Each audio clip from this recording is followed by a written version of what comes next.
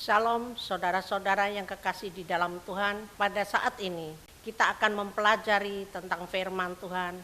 Mengapa kita sebagai orang tua atau anak-anak remaja ada suatu kekosongan di dalam kehidupan ini. Ada perasaan yang pengen diperhatikan, ada pengen dimengerti dan pengen dilayani. Tetapi kadangkala kita tidak mendapatkannya. Maka terjadilah di dalam kehidupan kita ada suatu kejengkelan, kemarahan, terjadi kekasaran juga. Dan yang paling parah adalah mempunyai hati yang memberontak. Sekarang kita akan mempelajari firman Tuhan tentang perasaan ini, saudara. Di dalam Kejadian 21 ayat 14 sampai 21. Begini bunyi firman Tuhan. Keesokan harinya, pagi-pagi Abraham mengambil roti serta sekirbat air dan memberikannya kepada Hagar. Ia meletakkan itu beserta anaknya di atas bahu Hagar. Kemudian disuruhnya perempuan itu pergi. Maka pergilah Hagar dan mengembara di padang gurun Berseba. Ketika air yang dikirbat itu habis, dibuanglah anak itu ke bawah semak-semak. Dan ia duduk agak jauh, kira-kira sepemanah jauhnya. Sebab katanya, tidak tahan aku melihat anak itu mati. Sedang ia duduk di situ, menangislah ia dengan suara nyaring. Allah mendengar suara anak itu, lalu malaikat Allah berseru dari langit kepada Hagar, katanya kepadanya, apakah yang kau susahkan Hagar?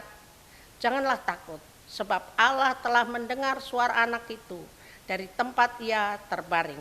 Bangunlah, angkatlah anak itu, dan bimbinglah dia, sebab aku akan membuat dia menjadi bangsa yang besar. Lalu Allah membuka mata Hagar, sehingga ia melihat sebuah sumur.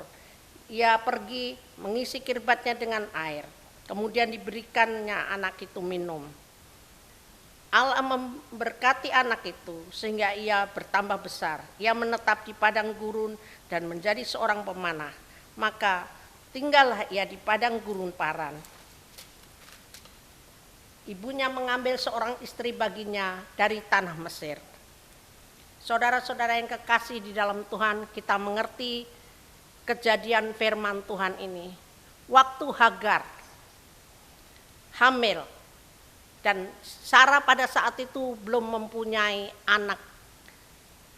Dan waktu anak-anak ini, waktu Sarah melahirkan anak juga, dan kedua anak ini bermain bersama. Waktu Sarah melihat kedua anak ini bermain, ada suatu kemarahan, saudara, di dalam kehidupan Sarah.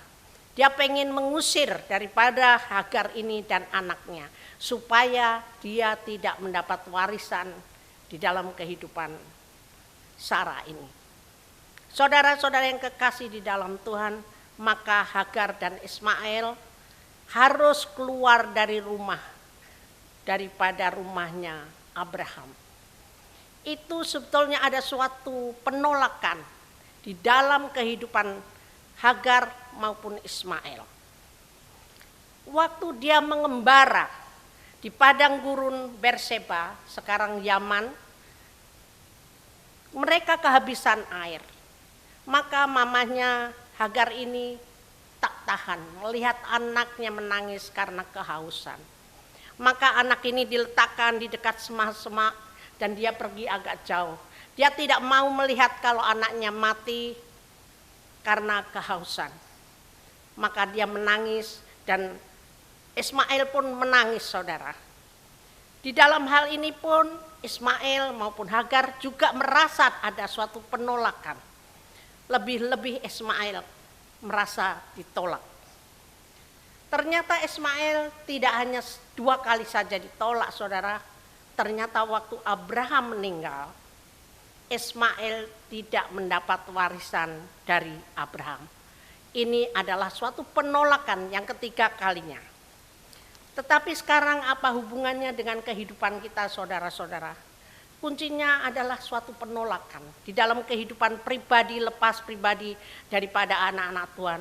Apakah engkau seorang bapak-bapak, atau engkau seorang ibu, ataukah engkau seorang anak remaja?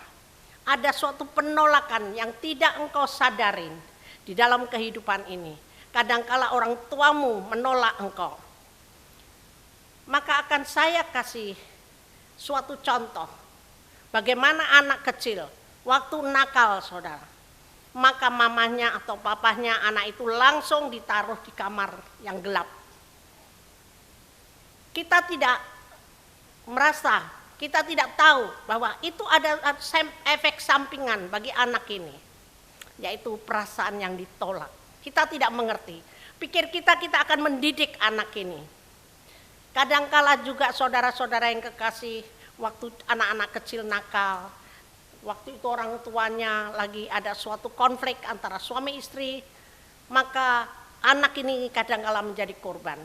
Si papa kadangkala kalau jengkel sama anaknya karena dia hatinya lagi nggak enak, maka anak ini pukul. Begitu juga mamahnya, kalau lagi jengkel sama papanya, suaminya, maka dia anak ini tidak dimasakin. Karena apa, saudara? Suami istri cari perhatian, cari pengertian, saling mencari perhatian satu dengan yang lainnya. Dan korbannya adalah anak-anak kita. Ini contoh yang kecil, tetapi kadang-kala kita mempunyai contoh yang remaja. Kalau kita mempunyai anak-anak remaja yang nakal, saudara-saudara yang kekasih, kadang-kala anak kita tidak pulang jam 3 pagi. Bapak-bapak telah menunggu dengan suatu pentungan, karena tidak mungkin dia akan menghajar anaknya dengan tangan kosong, maka disiapinlah itu pukulan. Waktu anak ini masuk rumah, kondisinya pusing, kondisinya tidak sehat, kondisinya mengantuk, maka langsung papanya pukul itu anak itu dengan keras. Begitu juga mamanya, kadangkala saking jengkelnya sama anak ini, kenapa kamu tidak minggat saja? Kata-kata ini, saudara, juga suatu pukulan bagi anak. Dan saudara-saudara yang kekasih di dalam Tuhan, kita kadangkala tidak menyadarin, apakah engkau bapak-bapak atau mama atau anak-anak remaja, engkau tidak menyadari apa yang terjadi di dalam kehidupan ini. Kadangkala itu ada suatu penolakan di dalam hidup kita. Waktu itu kita tidak rasakan apa-apa, tetapi efeknya apa yang terjadi, saudara? Ternyata efeknya adalah waktu kita menikah, kita mempunyai rumah tangga, ternyata ada suatu kecacatan di dalam hidup ini. Kecacatan di dalam melayani di tengah-tengah keluarga kita. Ada suatu kecacatan di dalam melayani di tengah-tengah anak kita. Saudara-saudara yang kekasih di dalam Tuhan, mengapa kalau kita ini ada suatu pemberontakan di dalam kehidupan ini? Karena masa kecil kita, saudara, masa kecil kita tidak diperhatikan orang tua, masa kecil kita tidak diperhatikan, ditolong dan dimengerti oleh orang tua kita. Taunya hanya kekasaran demi kekasaran. Dan itu efeknya di dalam kehidupan kita, saudara, ada suatu perasaan yang ditolak. Ada suatu perasaan ditelecehkan. Tidak ada perasaan aman di tengah-tengah kehidupan ini. Dan ini terbawa di dalam pernikahan kita. Kita menjadi orang yang suka marah, suka memberontak, suka kasar di tengah-tengah kehidupan kita. Kita tidak mengerti. Apakah bapak-bapak, apakah ibu-ibu atau kaum remaja tidak mengerti mengapa dia bisa melakukan kekasaran-kekasaran dan tidak melayani di tengah-tengah keluarga. Mari saudara-saudara yang kekasih di dalam Tuhan, kita harus tahu bahwa waktu Ismail dan Hagar di padang gurun, yang dicari adalah air, saudara. Kita tahu bahwa air itu di dalam firman Tuhan dikatakan Roh Kudus atau Yesus sendiri. Karena Yesus katakan, aku adalah air kehidupan. Di sini saudara-saudara yang kekasih di dalam Tuhan, banyak anak-anak Tuhan tidak menyadari mengapa keluarganya begitu sulit diatur, mengapa pernikahannya tidak berhasil, mengapa pernikahan di tengah-tengahnya begitu kusam. Karena ternyata kita memerlukan Yesus. Kita memerlukan Roh Kudus itu. Mari saudara, kita akan membaca di Yohanes 4. Yohanes 4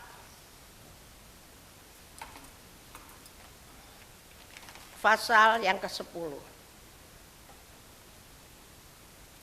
Begini bunyinya. Jawab Yesus kepadanya, "Jikalau engkau tahu tentang karunia Allah dan siapakah dia yang berkata kepadamu, berilah aku minum, niscaya engkau telah meminta kepadanya dan ia telah memberikan kepadamu air hidup itu." Saudara-saudara yang kekasih di dalam Tuhan, pasti Yesus tahu saudara, waktu dia duduk di dekat sumur, ada seorang perempuan yang akan datang mencari air. Begitu juga saudara, perempuan ini pikirnya hanya air biasa yang akan diberikan kepada Yesus, Tetapi Yesus katakan, "Berilah aku minum." Pertanyaannya begitu. Tetapi sekarang dibalik saudara, justru perempuan ini yang ditawarkan air, yaitu air kehidupan. Begitu juga saudara-saudara yang kekasih di dalam Tuhan, apabila engkau melihat di tengah-tengah keluargamu, di tengah-tengah kehidupan pernikahanmu, ada sesuatu yang kosong, ada sesuatu kosong di dalam hidupmu. Engkau harus menyadari bahwa yang kosong itu adalah dirimu sendiri, yaitu engkau memerlukan air hidup itu, yaitu Yesus sendiri, yaitu Roh Kudus. Janganlah engkau tolak itu anak-anakmu, jangan engkau kasarin istri kamu, jangan engkau kasari anak-anak kamu, jangan engkau kasarin ibu-ibu suami kamu. Karena sebetulnya yang kosong adalah kehidupan kita. Kehidupan kita ini ada sesuatu kekosongan yang memerlukan Yesus itu. Kita tidak bisa saudara mencari perhatian suami atau perhatian istri atau perhatian anak supaya mengerti kondisi kita. Tetapi firman Tuhan saat ini mengajarkan bahwa perempuan Samaria ini mencari air. Begitu juga kita perlu mencari air saudara. Kita perlu mencari Yesus itu. Karena dia yang sanggup memberi air kehidupan kita. Yang memuaskan di dahaga di dalam kehidupan kita. Yesus menunggu saudara di dekat sumur, yaitu di dekat hatimu, yaitu dekat sumur di mana kekosongan-kekosongan di dalam hatimu. Engkau harus mencari Yesus, karena ini adalah kunci kehidupan daripada pernikahan. Sehingga engkau bertahan, engkau mengerti saudara, tidak sembarangan engkau melakukan pelayanan di dalam pernikahanmu, di dalam keluargamu dengan cara-cara dunia ini. Tetapi engkau belajar bagaimana firman Tuhan ini sanggup melakukan perkara besar melalui kuasa Roh Kudus. Saudara-saudara yang kekasih di dalam Tuhan, Allah sendiri yang akan memberi. Allah sendiri yang tahu mengapa ada suatu kekosongan. Ada suatu kekosongan di tengah-tengah keluarga kita. Ada kekosongan di hati kita. Dan kita merasa menuntut kepada pasangan hidup kita masing-masing. Begitu juga anak-anak remaja suka menuntut kepada kedua orang tuanya. Marilah engkau harus tahu bahwa ada suatu kekosongan di dalam hidup ini. Saudara-saudara yang kekasih di dalam Tuhan, kita harus ngamatin.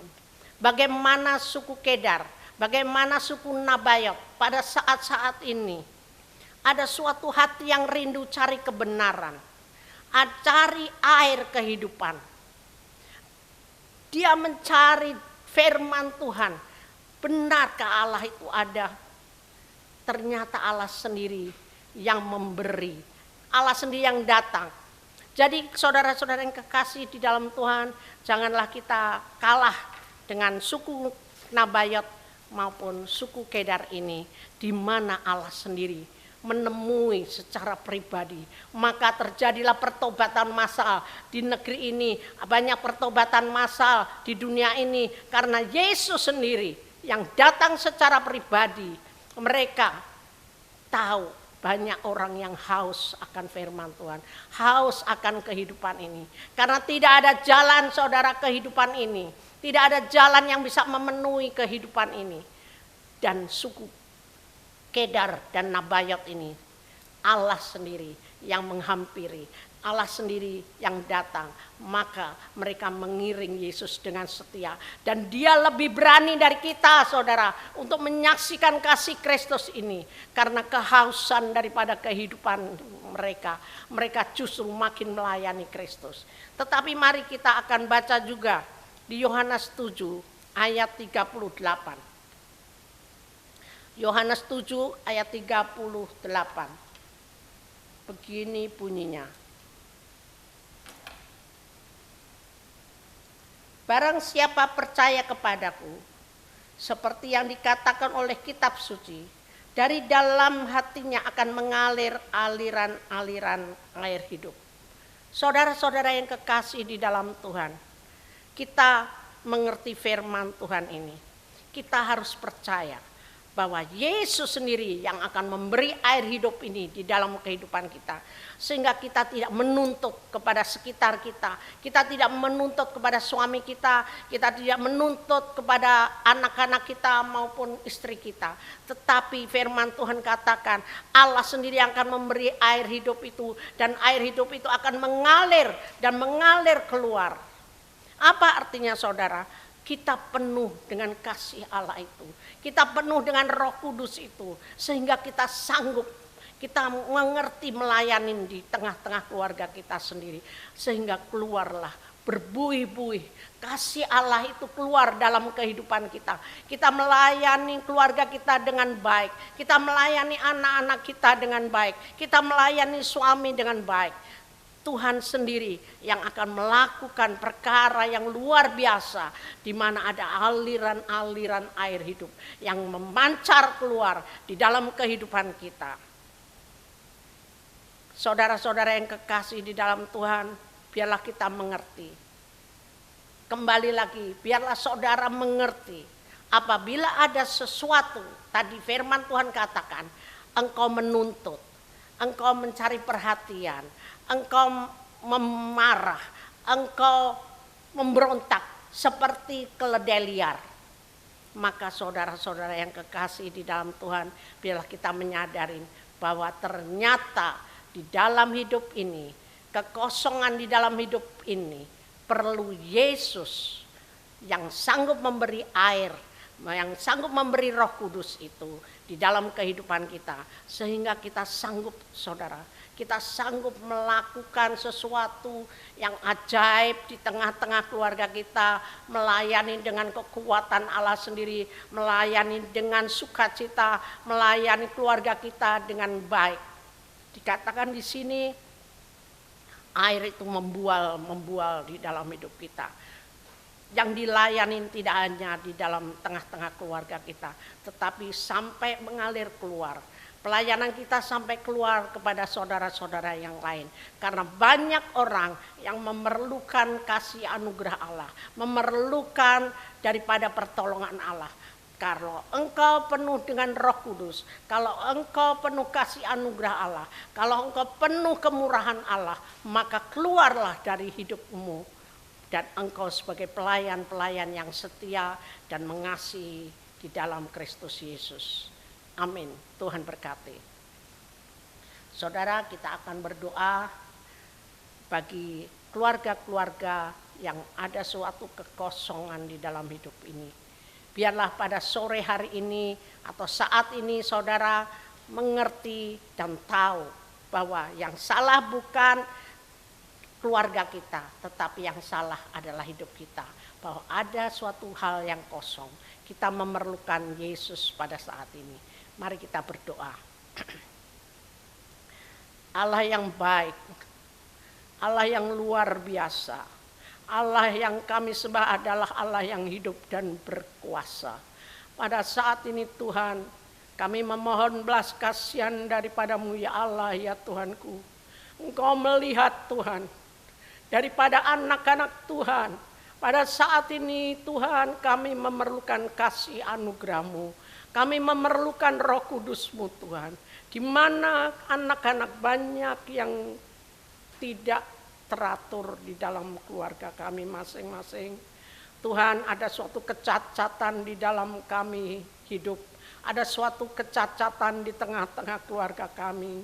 Tetapi pada saat ini kami berseru, memohon pertolongan-Mu Tuhan. Jamah kami, jamah kehidupan kami, sehingga kami pulih Tuhan. Kami ngerti melayani Engkau, dan kami mengerti melayani keluarga kami, dan kami melayani di tengah-tengah masyarakat. Tetapi Tuhan, pulihkan hati kami, pulihkan pikiran kami, sehingga kami Tuhan penuh kesucian dan kekudusan dari Allah. Dan Roh Kudus, kiranya Engkau masuk di dalam hati kami dan merombak semua kehidupan kami yang tidak benar. Dan kami hidup di dalam Engkau, dan kami hidup melayani Engkau. Dan Roh-Mu itu Tuhan keluar, dan kami menjadi pelayan-pelayan yang setia kepadamu. Pelayan-pelayan yang mengasihi Engkau Tuhan. Kiranya Engkau sendiri yang merubah kehidupan kami. Mula-mula Engkau rubah keluarga kami Tuhan. Karena kami memerlukan Engkau sungguh-sungguh. Sebelum kami menjadi saksi keluar Tuhan, pulihkan keluarga kami Roh Kudus. Pulihkan hidup kami, pulihkan pelayanan kami. Kami serahkan semuanya ini di dalam tangan-Mu Tuhan, yang penuh kuasa, penuh ajaib, dan penuh kemurahan, yang akan menolong hidup kami langkah demi langkah di dalam melayani Engkau. Hanya di dalam nama Yesus Kristus kami serahkan semuanya ini. Amin. Tuhan memberkati.